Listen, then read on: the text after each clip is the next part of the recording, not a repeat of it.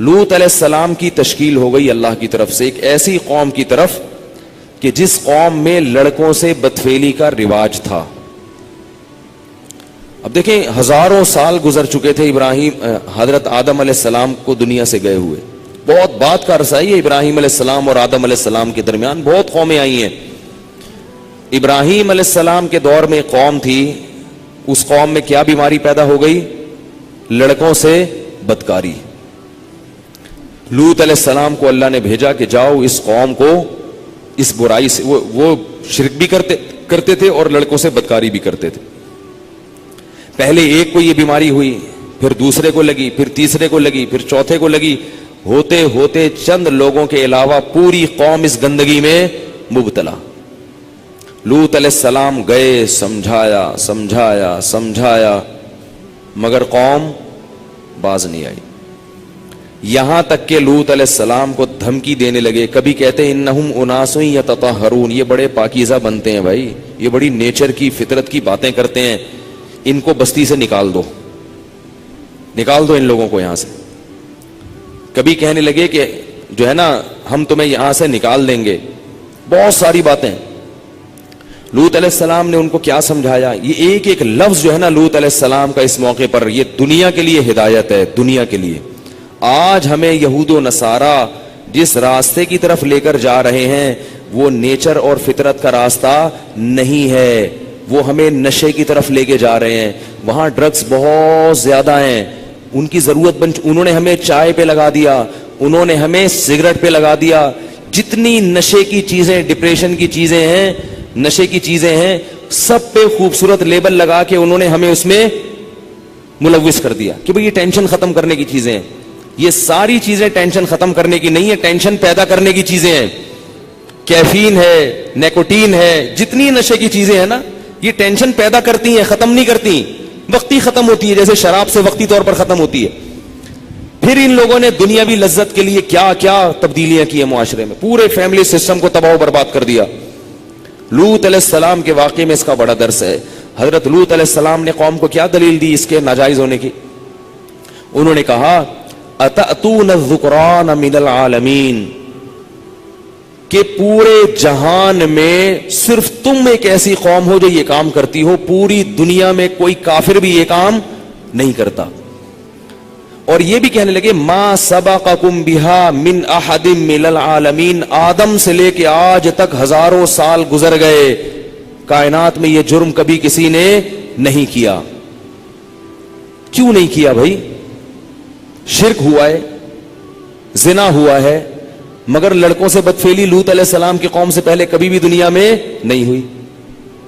کیا کسی کتاب میں پڑھا تھا انہوں نے؟ کیوں نہیں ہوئی؟ اس لیے کہ انسان کی فطرت اس کو قبول کرتی نہیں ہے.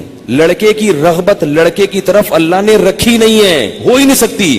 اس کے لیے روکنے کی ضرورت ہے ہی نہیں کسی کو. بات آ رہی ہے سمجھ میں؟ یہ فطرت کے خلاف ہے. تو اللہ نے لوط علیہ السلام سے پہلے کوئی پیغمبر ہی نہیں بھیجا دنیا میں یہ سمجھانے کے لیے. اس لیے نہیں بھیجا کہ تھا ہی نہیں. کیوں نہیں تھا بھائی؟ طبیعت ہی مائل نہیں ہوتی. لوط علیہ السلام کی قوم نے کیا ہوا کہ ایک شیطان نے گڑبڑ کی, ایک کو چسکا لگایا, اس نے دوسرے کو لگایا, اس نے تیسرے کو. جیسے ہیروئن چرس کی بدبو سے انسان کا دل کیا کرتا ہے, اس چرس اور ہیروئن سے دور بھاگنے کا دل کرتا ہے. لیکن کوئی آپ کو اگر لارے رپے دے کے پلا دے تو وہی گند آپ کو دودھ اور شہد سے زیادہ مزے کا لگنے لگتا ہے. یہی حال ہوتا ہے اس میں. اب میں اس میں بہت اہم باتیں کروں گا آپ کے سامنے, اس کو خوب اچھی طرح سنیں. لوط علیہ السلام سمجھا رہے ہیں اپنی قوم کو, اور ساتھ ساتھ یہ بھی کہہ رہے ہیں وَتَذَرُونَ مَا خَلَقَ لَكُمْ رَبُّكُمْ مِنْ أَزْوَاجِكُمْ, تمہارے پروردگار نے تمہارے لیے جو عورتیں پیدا کی ہیں نکاح کے لیے, ان سے اپنی خواہش پوری نہیں کر رہے, اور جس کو پیدا نہیں کیا اس کی طرف جا رہے ہو. انتم قوم تجہلون, کبھی کہا تم جاہل لوگ ہو, کبھی کہا تم عادون, اللہ کی حدود کو توڑنے والے ہو, فطرت کی حدود کو توڑنے والے ہو. مگر قوم کی سمجھ میں نہیں آ رہا تھا. میرا بھی ایک انگریز کے ساتھ مناظرہ ہوا ہے اس پہ. وہ یہ کہتا تھا کہ یہ کیوں حرام ہے, کیوں حرام. اس نے کہا ہمارے ہاں تو یہ کلچر ہے, لڑکا لڑکے سے, لڑکی لڑکی سے, یہ کیوں گند ہے, کیوں برا ہے. میں نے کہا یہ فطرت کے خلاف ہے. کیا ہے فطرت کی ڈیفینیشن کیا ہے. بحث کرنے جاؤ گے نا کہ کسی نتیجے پر نہیں پہنچ سکتے. میں نے کہا ہمارے ہاں یہ بہت بڑی گالی ہے. کہہ رہے آپ کیا کلچر نہیں ہے, اس لیے ہمارے یہاں کلچر ہے. مجھے وہی یاد آیا کہ اصل علاج دلائل نہیں ہے, اصل وہ علاج ہے جو اللہ نے لوط علیہ السلام کی قوم کے ساتھ علاج کیا تھا. وہ کہہ رہے ہیں کہ بھئی عورتیں کی پیدا کی ہے نا, ان سے نسل بڑھے گی, لیکن قوم جواب میں کیا کہہ رہی ہے, نہیں. پھر کیا ہوا, اللہ نے حضرت ابراہیم علیہ السلام کے پاس فرشتے بھیجے. ابراہیم علیہ السلام کی اولاد نہیں تھی. مشہور واقعہ ہے کہ فرشتے آئے, میں پہلے یہ واقعہ سنا چکا ہوں. وہ کھا نہیں رہے تھے, ابراہیم علیہ السلام ڈر گئے کہ یہ دشمن تو نہیں ہے, تو انہوں نے ابراہیم علیہ السلام کو خوشخبری سنائی کہ آپ کے اسحاق پیدا ہونے والا ہے, حضرت سارہ کے اسحاق پیدا ہوگا. تو حضرت سارہ نے ایسے ماتھا بولا, میں بڈھی اور یہ میرا بڈھا شوہر, کیسے اولاد پیدا ہو جائے گی ہمارے. تو فرشتوں نے کیا کہا, اتعجبین من امر اللہ, اللہ کے حکم پہ تعجب ہو رہا ہے.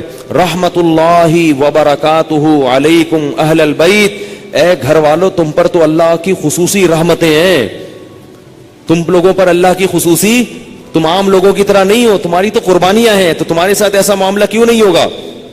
اور یہ بھی بتایا کہ بیٹا پیدا ہوگا اسحاق, اور پھر اسحاق کے ہاں بھی بیٹا پیدا ہوگا یعقوب. یہ دونوں پیغمبر ہوں گے, بیٹا بھی اور پوتا بھی, دونوں پیغمبر ہوں گے. اور ادھر اسماعیل علیہ السلام کی خوشخبری بھی. تو اب کیا ہوا کہ ابراہیم علیہ السلام کو ان لوگوں نے جب خوشخبری دے دی, تو پھر ابراہیم علیہ السلام نے پوچھا کہ اب تم کہاں جا رہے ہو. تو انہوں نے کہا کہ ہم قوم لوط کی طرف جا رہے ہیں, اور اللہ نے فیصلہ کر دیا ہے, انا منزلون علی ہذہ القریۃ رجزا من السماء, آسمان سے ان پر عذاب آئے گا اور اس پوری بستی کو اللہ تباہ و برباد کر دے گا. قرآن کہتا ہے ابراہیم علیہ السلام کا دل تھا نرم, ان کو اس قوم پہ ترس آنے لگا, پوری بستی تباہ, کیونکہ ان کو پتا تھا کہ اللہ کا جب ایک دفعہ عذاب آتا ہے تو پھر ایسا نہیں ہے کہ دنیا میں مار کے ختم کر دیا, پھر تو جہنم کی آگ میں ہمیشہ ہمیشہ کے لیے جلتے رہیں گے. تو اللہ کہتے ہیں یجادلنا فی قوم لوط, ابراہیم ہم سے لوط علیہ السلام کی قوم کے بارے میں جھگڑنے لگے. بعض دفعہ نا قرآن ایسے الفاظ استعمال کرتا ہے, ابراہیم جھگڑ تو نہیں سکتے تھے اللہ سے, لیکن اتنی لجاجت اللہ سے, اتنی دعائیں مانگنے لگے کہ گویا کیا کر رہے ہوں, اللہ سے لڑائی کر رہے ہوں. یہ قرآن کی بلاغت ہے, یہ بلاغت ہے قرآن کی, ایسے جیسے لڑائی کر رہے ہیں. اور پھر ایک عذر بھی پیش کرنے لگے کہ ان فیہا لوطن, وہاں تو لوط علیہ السلام اور ایمان والے وہ لوگ بھی موجود ہیں, وہ تو سب مر جائیں گے بھائی, یہ نہیں کرو, یوں نہیں کرو. تو اللہ نے فرشتوں کو حکم دیا کہ ابراہیم کو کہو, یا ابراہیم اعرض عن ھذا, اے ابراہیم یہ باتیں چھوڑ دو, انہ قد جاء امر ربک, تیرے رب کا فیصلہ آ چکا ہے. وانہم آتیہم عذاب غیر مردود, اب ایک ایسا عذاب آ کر رہے گا جو کبھی رد ہونے والا نہیں ہے. یہ بحث چھوڑ دیا ابراہیم, بس یہ بات نہیں ہو سکتی, کچھ اور کہہ دے ہم سے, وہ تیری دعا مانگ لیں گے, قبول کر لیں گے ہم, یہ دعا آپ کی قبول نہیں ہو سکتی. نحن اعلم بمن فیہا, ہمیں پتا ہے کس کو عذاب دینا ہے اور کس کو ہم نے اس میں بچانا ہے, ہم جانتے ہیں, تو اس بحث کو چھوڑ دیا ابراہیم. یہاں سے یہ فرشتے نکلے ہیں, اس سے پتہ چلتا ہے یہ لڑکوں سے بدفعلی بہت گندا کام ہے, بہت گندا کام ہے, زنا سے بدتر ہے یہ, زنا سے بدتر. ابراہیم علیہ السلام نکلے, وہ فرشتے نکلے, اور فرشتے خوبصورت نوجوانوں کی شکل میں تھے. یہ فرشتے لوط علیہ السلام کے گھر چلے گئے. انبیاء عالم الغیب نہیں ہوتے, حضرت لوط علیہ السلام ان کو پہچانے نہیں, بڑے خوبصورت نوجوان. اب لوط علیہ السلام کی جو بیوی تھی وہ کافر تھی, اس زمانے میں کافر عورت سے بھی نکاح جائز تھا. دیکھو بیوی چونکہ کافر ہے نا, تو گھر کا وہ ماحول نہیں بن رہا جو ابراہیم علیہ السلام کے گھر کا ماحول, بولو نا, بن رہا. نوح علیہ السلام کی بیوی کافر تھی, بیٹا کیا نکلا, کافر. وہ برکتیں, وہ والی برکتیں نہیں ملی جو ابراہیم علیہ السلام کو ملی تھی. اس لیے دیندار لڑکی سے شادی کیا کرو اللہ کے بندو. لوگ حسن پہ مرتے ہیں, آڑی ترچی جو بھی بے دین ہو اس کو اٹھا کے لے آتے ہیں, بعد میں پردہ کرا لیں گے ہم, اس کو بعد میں کرا لیں گے, بعد میں نماز پڑھوا لیں گے. نہیں پڑھے گی تو کیا کرو گے؟ اتنی ٹینشن ہے نا بے پردہ عورت, اگر بعد میں وہ پردہ نہ کرے تو بچیوں کا مسئلہ خراب ہوتا ہے. سارا دن کی چک چک, آپ کہو گے میری بچی پراپر ڈریس پہنے گی اور وہ 2-4 اسٹیکر لا کے چپکا دے گی بچی کے, بس یہی پہنے گی. اتنی مصیبت کی زندگی گزرتی ہے نا. پھر آپ کے سامنے تو وہ پردہ کرا دے گی, اور جب آپ گھر پہ نہیں ہوگے تو اس کی پٹیاں پڑے گی تمہارے ابا تو دقیانوس ہیں, پرانے زمانے کے آدمی ہیں. نتیجہ کیا نکلے گا؟ بیٹی کو پردے سے نہ صرف یہ کہ پردہ کرے گی نہیں, باقاعدہ پردے سے نفرت اور اپنے باپ سے بھی نفرت ہو جائے گی. اس لیے جب بھی نکاح کرو اللہ کے بندو, بیوی کیسی ہونی چاہیے؟ دیندار ہونی چاہیے. اس کا بڑا خیال کیا کرو. ہاں اگر ہو شادی کہیں بغیر دیندار کے ہو گئی ہے تو چھوڑو نہیں اس کو, کوشش کرو محبت سے اس کو دیندار بناؤ. اولاد کے بعد بڑے مسائل کھڑے ہونا شروع ہو جاتے ہیں, کیونکہ اولاد میاں بیوی کا الگ الگ مذہب ہوگا نا, بچے بڑے تباہ ہو جاتے ہیں, رل جاتے ہیں. اور جب دین اور دنیا دونوں چیزیں ملیں گی تو اکثریت کہاں جاتی ہے؟ دنیا کی طرف جاتی ہے. دین اور دنیا دونوں چیزیں ملیں گی تو مزہ کس میں ہے؟ دنیا میں. جیسے کافر اور اسلام میں دنیا میں کافر زیادہ ہیں, مسلمان زیادہ ہیں؟ کافر زیادہ ہیں. تو ہمیشہ نیک لوگ تھوڑے رہتے ہیں. تو بچوں کو جب گھر میں دین اور بے دینی دونوں چیزیں ملیں تو زیادہ تر کس طرف جائیں گے؟ بے دینی کی طرف. کہیں گے اس میں مزے ہیں, ابا ہر وقت درود شریف پڑھتے رہتے ہیں, نصیحتیں کرتے رہتے ہیں, نماز کا کہتے رہتے ہیں, پیسے تو دیتے نہیں ہیں. ٹھیک ہے نا, پیسے دیتے بھی ہیں تو اس میں بھی پابندیاں, یہ نہیں کھا سکتے, گٹکا نہیں کھا سکتے, یہ نہیں کھا سکتے, وہ نہیں کھا سکتے. تو اب کیا ہوا ہے کہ وہ فرشتے خوبصورت چلے گئے لوط علیہ السلام کے گھر میں. ان کی بیوی نے, وہ پیسے لیتی تھی لوگوں سے, جا کے مخبری کر دی شہر والوں کو کہ بڑے خوبصورت لڑکے آئے ہوئے. قرآن کہتا ہے وجاء اہل المدینۃ یستبشرون, شہر کے اوباش لوگ خوشی مناتے ہوئے لوط علیہ السلام کے گھر کو چاروں طرف سے گھیر لیا. لوط علیہ السلام نے فرمایا ہؤلاء ضیفی فلا تفضحون, یہ میرے مہمان ہیں, مجھے ذلیل مت کرو. جو غیرت مند آدمی ہوتا ہے نا وہ مہمان کی عزت کا بڑا خیال رکھتا ہے, تو مر جاتا ہے زمین میں گڑ کے اگر اس کے مہمان پہ کوئی آنچ آئے. اور جو بے شرم ہوتا ہے نا وہ مہمان کو بیچ دیتا ہے کہ میرے گھر آیا ہوا یہاں سے لے جاؤ. یہ غیرت کی باتیں الگ ہوتی ہیں. تو لوط علیہ السلام نے کیا کہا؟ ان ہؤلاء ضیفی فلا تفضحون, یہ میرے مہمان ہیں, خدا کا واسطہ مجھے ذلیل مت کرو. تو قوم جواب میں کیا کہہ رہی ہے؟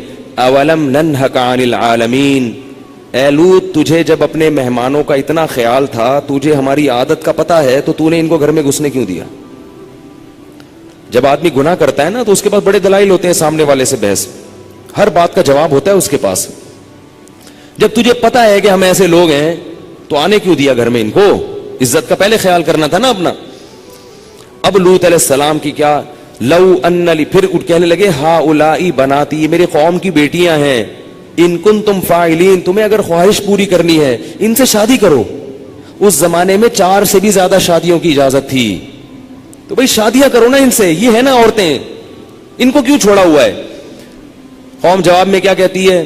ما لنا فی بناتک من حق, ہمیں نکاح میں دلچسپی بولو نا نہیں ہے. خدا کی قسم یہی سوچ آج ہماری قوم کی ہے. خانقاہوں میں مراقبے کروائیں گے, محاسبے کروائیں گے, مدرسوں میں پڑھائیں گے, یونیورسٹیوں میں پڑھائیں گے.